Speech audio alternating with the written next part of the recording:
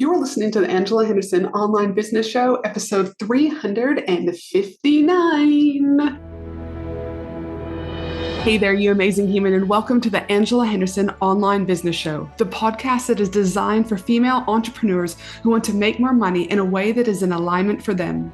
If you're looking for practical advice, proven strategies, and expert insights to help you navigate the challenges of growing your business, then you've come to the right place. Welcome, my friend.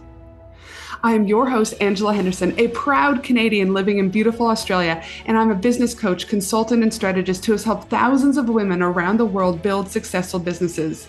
Through solo episodes and interviews with successful business owners, industry experts, and thought leaders, you'll get insider insights into what it takes to succeed in today's digital age.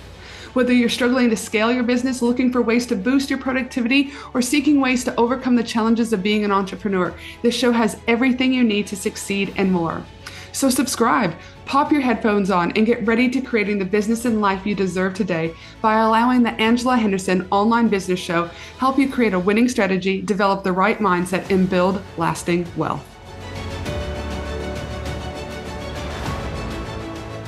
Hey, you amazing human, and welcome back to another awesome podcast episode with me, your host, Ange from Angela Henderson Consulting.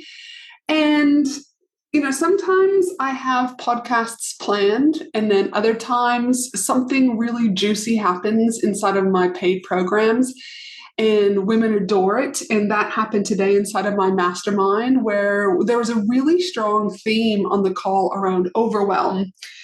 And so when I see these themes come up and it's impacting other women in business, I go, well, who else is out there that also is experiencing the same thing? And so often it is you as my podcast listener. And so this is why today I really want to talk about overwhelm, and as I reminded them on the call, there are always more ideas buzzing around in our heads than we can even think of implementing. We have more deadlines looming than, we can ever meet. And quite honestly, like I said to them, there's never quite enough time to fit it all in. But I reassured them, as I want to reassure you, that they are not alone and that we all experience this, whether or not we're in startup, growth stage, or scale stage, right? And the good news is, that you can reduce your overwhelm 100%. And I want to share with you today 5 strategies, the same strategies that I talked about with the women inside of my mastermind, because if it was helpful to them, I'm going to hope that it's helpful for you too. But as we talked about inside the mastermind, we're like, well, what does overwhelm look like? And first of all, overwhelm looks so different for each and every one of us, right? But there are kind of 4 common themes that I see with overwhelm. There are emotional changes, and you might find yourself being moody, crying easily, feeling irritable, or withdrawing from social situations. This could be a signal that your stress levels are rising. The second thing that I see is mental fatigue. Feeling confused, difficulty concentrating, or forgetting things can also be a sign of overwhelm. The third thing that I see is physical symptoms. So often people just focus on the mental and emotional, but the physical symptoms are equally important to recognize. So you could also experience physical symptoms like increased heart rate, headaches, general body aches, colds, right? Coughs. Again, could be another sign of overwhelm. And the fourth thing I see is just changes in behavior. You might notice behavioral changes like trouble sleeping, procrastination creeps in even more, or neglecting your responsibilities. I know when I'm feeling overwhelmed, I just want to shut down and sometimes do absolutely nothing. So, what can you do to reduce overwhelm? Here are my top 5 strategies, right? Strategy number 1, create a plan. But we want to make sure that shit is bite-sized, all right? So let me explain. I often say, it's this quote, it's not my quote, but I often say, a dream written down with a date becomes a goal broken down into steps becomes a plan, and a plan backed by action becomes a reality. And one of the easiest ways to overwhelm yourself is to not have a plan and to keep those million things going on in your head with no clarity, yet the confusion and overwhelm is there. So by writing it down, it helps you to declutter your world mentally and freeing up your headspace to focus on things that aren't going to cause the overwhelm. The key, though, will be to getting everything written down, but then even going a little bit, one step further, is to break it down into bite-sized steps. Because if you look at the whole entire picture, imagine trying to eat an entire elephant. You're like, fuck, where do I even begin? We need to be like, okay, I'm going to eat the toenail. Well, no, that's a little bit gross, but you get what I'm saying. It's like a little bit by little bit. So create the plan, but then I need you to, downsize that shit into super easily digestible steps. If you don't have a plan and don't know where to start, I do have an entire 2-hour strategy and goal planning workshop that comes with the 15-page planner. You can get that over at my website, angelahenderson.com.au, and just click on workshops. Now, the second strategy is set better boundaries.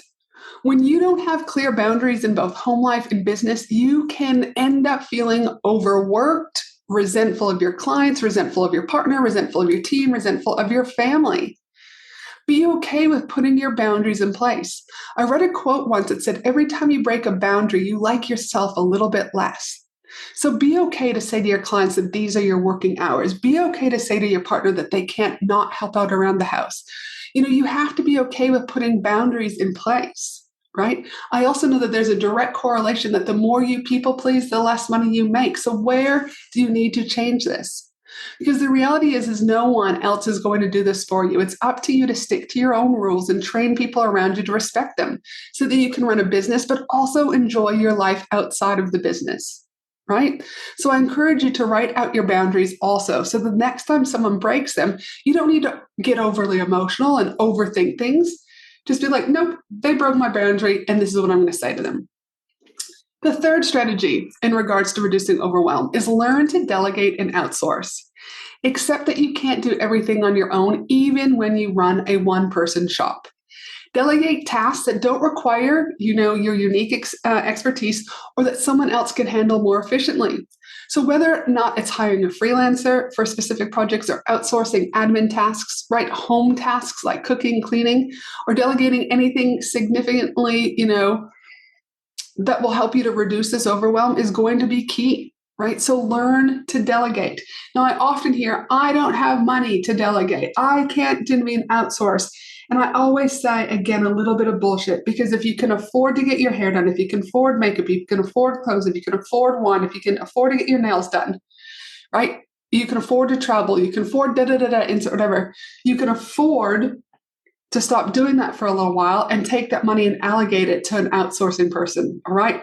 Again, it could be a cleaner, it could be a cook, it could be a nanny to start with. Outsourcing in the home is one of the things that I often see more women do than outsourcing the admin side of, say, their business. The fourth strategy that I want to talk about is automating. One great way to reduce overwhelm and streamline your workload is to automate repetitive tasks using online tools. By automating these tasks, such as email marketing, social media posting, or even back office tasks, guess what? You get to save yourself loads of time, and you also get to free up your energy to focus on more things, and also you're decluttering that mental load that we talked about. I personally love using a tool called Agorapulse for scheduling my social media tasks. It is super friendly and really efficient because it goes to all the platforms. I also love ActiveCampaign, Thrivecart, Dubsado. These have all been lifesavers in my business. I've automated so many of my back-end processes, and it saves me so many precious hours every single day, every single week, every single month.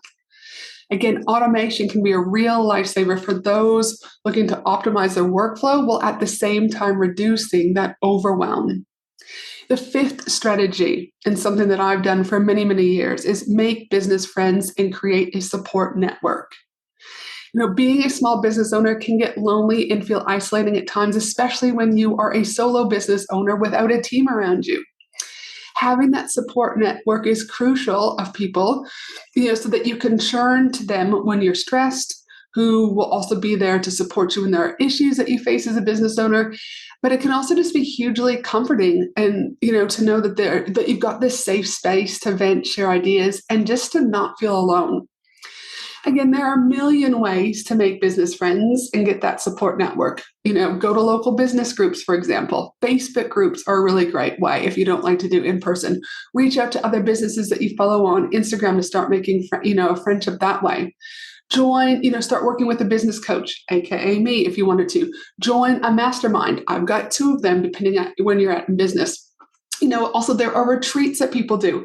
I've got a retreat in Bali. I've also got my 3-day Women in Business conference here in Australia. Like, there are so many ways that you can do it. But again, it's up to you to take that action, right? But having a business community, in my opinion, is a must to reduce the overwhelm.